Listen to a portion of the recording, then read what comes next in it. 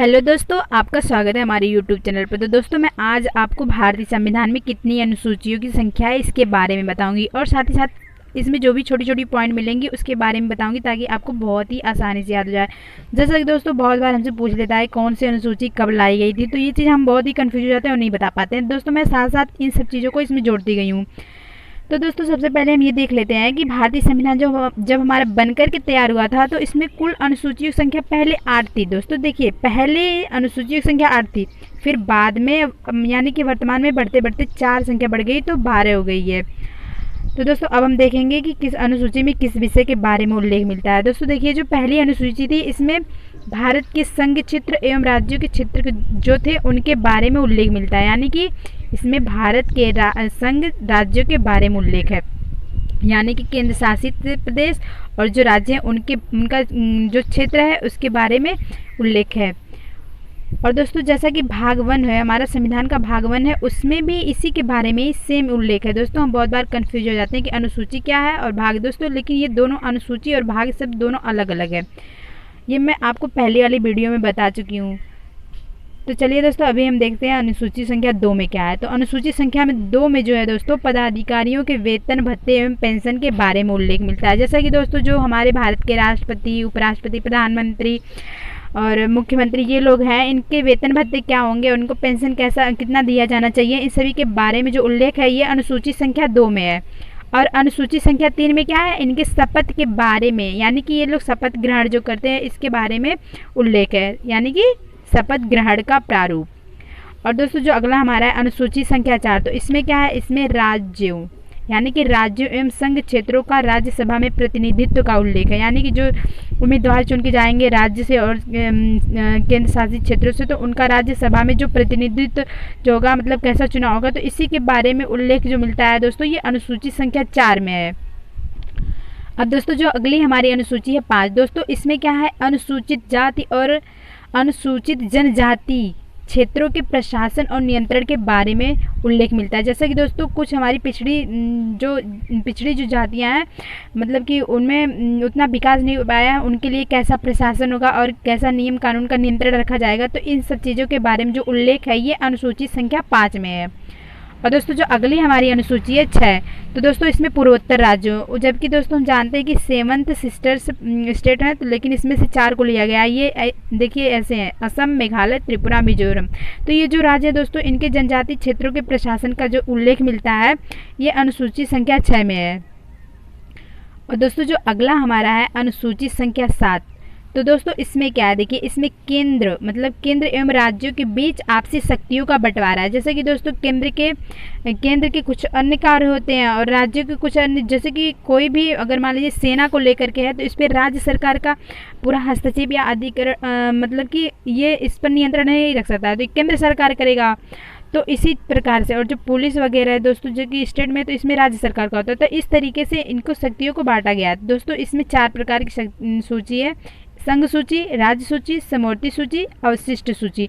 दोस्तों जो अवशिष्ट सूची है इतनी इंपॉर्टेंट नहीं है, क्योंकि वैसे जैसे कि समझ लीजिए एक खाली पेज है, अगर इन सब सूचियों के अंतर्गत जो विषय आता है इसके अंतर्गत वो नहीं आ सकता, तो उसको इसमें रखा जाएगा, इसलिए इसको बनाया गया है।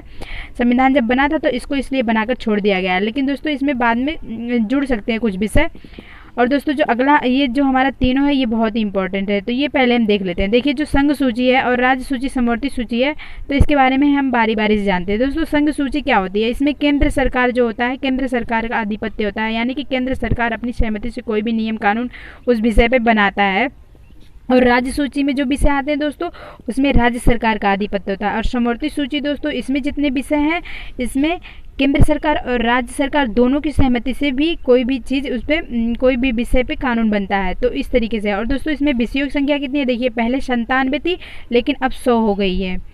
और राज्य सूची में पहले 66 इसकी विषयों की संख्या थी लेकिन अब घट गई है, तो 60 हो गई है। और समवर्ती सूची दोस्तों इसमें 47 थी और ये अभी प्रेजेंट में 52 हो गई। तो इस चीज़ों को आप ध्यान रखिएगा दोस्तों, ये छोटी छोटी पॉइंट है लेकिन यहाँ से भी बहुत हमसे एग्जाम में पूछ लेता है क्वेश्चन बना करके, कभी कभी हमसे अंदर से भी क्वेश्चन बना के पूछ लेता है। और दोस्तों चलिए अगला देखते हैं, तो ये चीज़ आप अच्छे से याद कर लीजिएगा। अब दोस्तों देखते हैं अगला, जो अगली सूची है दोस्तों 8वीं, यानी कि 8वीं सूची में दोस्तों देखिए क्या है, इसमें भारत की 22 भाषाओं को 22 भाषाएं जो हमारी हैं उनको राजभाषा का दर्जा प्राप्त है, उसी के बारे में उल्लेख है। दोस्तों जब हमारा संविधान बन करके तैयार हुआ था तो शुरू में 14 ही भाषाओं को राज्यभाषा का दर्जा मिला था, लेकिन दोस्तों धीरे धीरे इसकी संख्या बढ़ बढ़ के 22 हो गई है। तो इस तरीके से हम याद कर लेंगे, वर्तमान में 22 और प्रारंभ में 14 थी। कभी कभी पूछ लेता है कि जब हमारा भारतीय संविधान बना था तो उस टाइम राज्यभाषाओं को कितनी भाषाओं को राज्यभाषा का दर्जा प्राप्त था, तो 14 और वर्तमान में 22। तो इस चीज़ को आप जो छोटी छोटी चीज़ में यहाँ पे ब्लैक से लिखी हूँ दोस्तों, इसको आप बहुत अच्छे से याद करे रखिएगा, क्योंकि यहाँ से भी क्वेश्चन हमसे बहुत बार बना के पूछ लेता है। अब दोस्तों अगला हम देखते हैं, देखिए जो हमारी अनुसूची संख्या दोस्तों 9 है, इसमें संपत्ति के अधिकार का अधिग्रहण है। इसमें इसी के बारे में उल्लेख संपत्ति के अधिकार का। जैसे कि दोस्तों अगर मान लीजिए कोई भी मान लीजिए एक बाप है एक बेटा, तो बाप अगर अपने पैसे अपने धन से कमाए हुए पैसे से कोई ज़मीन जायदाद खरीदा है तो अपने बेटे को ना दे करके किसी और को भी दे सकता है। लेकिन अगर उसके बाप की भी मतलब उनके दादा की है तो वो उस संपत्ति का यानी कि उस ज़मीन का हकदार उनका मतलब जो बेटा होगा वो भी होगा, उनके बेटे को देना ही है। तो इस चीज़ के बारे में जो इसमें सुधार लाया गया था। और दोस्तों इसमें एक चीज़ और लाया गया, जो पहला संविधान संशोधन हुआ था दोस्तों, ये भूमि सुधार को लेकर के हुआ था। जैसे कि दोस्तों जब हमारा भारत आज़ाद हुआ तो उस टाइम कुछ देशी रियासतें भी थी और कुछ राज्य मतलब कुछ राज्य थे जैसे कि उसमें कुछ लोग तब भी राजा महाराजा का भी राज कुछ लोगों का चलता था, तो उन लोगों के पास बहुत ज़्यादा भूमि थी और कुछ लोगों के पास बिल्कुल भी भूमि नहीं थी, तो कृषि करने के लिए, और वो लोग अपना जीवन यापन कैसे करते इसीलिए इसको लाया गया था। तो पंडित जवाहरलाल नेहरू ने ही इसको लाया था और ये 1951 ईस्वी में हुआ था। पहला संविधान संशोधन क्या था? भूमि सुधार कानून। तो ये चीज़ आप याद करे रहिएगा, क्योंकि यहाँ से भी बहुत बार हमसे एग्जाम में क्वेश्चन पूछता है कि कब लाया गया था और कब था, मतलब कौन सा संविधान संशोधन था, तो पहला। और दोस्तों अगला जो हमारा है अनुसूची संख्या 10। दोस्तों इसमें जो है दल बदल कानून का प्रावधान मिलता है। यानी कि दल बदल कानून का मतलब ये होता है कि मान लीजिए कोई 2 पार्टियां हैं, तो एक पार्टी भ्रष्ट हो गई है, उसका उम्मीदवार छोड़ करके दूसरी पार्टी में जाना चाहता है, इसी के बारे में इसमें पूरा उल्लेख है कि किस प्रकार से कब छोड़ सकता है। लेकिन दोस्तों इसमें एक कंडीशन होता है, अगर वो उम्मीदवार उस पहली पार्टी से जीता है तो वो 5 साल तक उसी के अंतर्गत कार्य करेगा। ये नहीं कि अपना वोट बैंक पूरा लेकर के दूसरी पार्टी में सम्मिलित हो जाए, ऐसा नहीं हो सकता। तो जब ये हुआ था तो बहुत इसका विरोध हुआ था, लेकिन धीरे धीरे इसमें संविधान जब संशोधन किया गया तो अच्छा हो गया, तो लोग इसे मानने लगे। और दोस्तों इसको 52वें संविधान संशोधन द्वारा 1985 में जोड़ा गया था। और दोस्तों जो अगला हमारा है अनुसूची संख्या 11। दोस्तों इसमें क्या है, इसमें पंचायती राज संस्थाओं का उल्लेख है। जब पंचायती राज व्यवस्था लागू हुई थी दोस्तों, तो ये इसको 11वीं अनुसूची का नाम दिया गया और ये 73वें संविधान संशोधन द्वारा 1993 में लागू कर दिया गया था। और दोस्तों इसके अंतर्गत कुल कार्य क्षेत्र जो 29 कार्य क्षेत्र हैं। और नगर पालिका यानी कि दोस्तों शहरी क्षेत्रों के स्वशासन के बारे में उल्लेख मिलता है। तो इसके कुल कार्य क्षेत्र 18 ही हैं और इसको 74वें संविधान संशोधन द्वारा 1993 में जोड़ा गया था।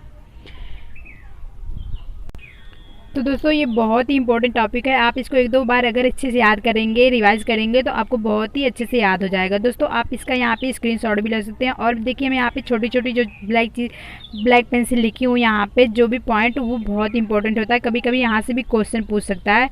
तो आप दोस्तों इसको अच्छे से याद कर लीजिएगा और आप 1-2 बार अच्छे से रिवाइज करेंगे तो आपको बहुत ही आराम से याद हो जाएगा, कोई दिक्कत की बात नहीं है। धन्यवाद दोस्तों, मिलेंगे नेक्स्ट वीडियो में ऐसे ही किसी टॉपिक को लेकर के कम समय में, और मोस्ट इंपॉर्टेंट टॉपिक को मैं छोटी छोटी चीज़ें भी उसमें बताऊंगी। Bye bye friends.